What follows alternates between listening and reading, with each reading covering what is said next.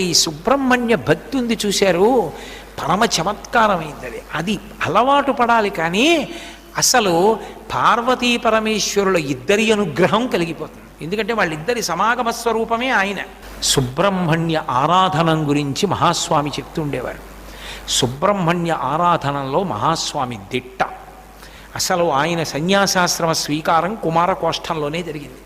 అక్కడ స్నానమే చిట్ట చివరి స్నానం బ్రహ్మచారిగా.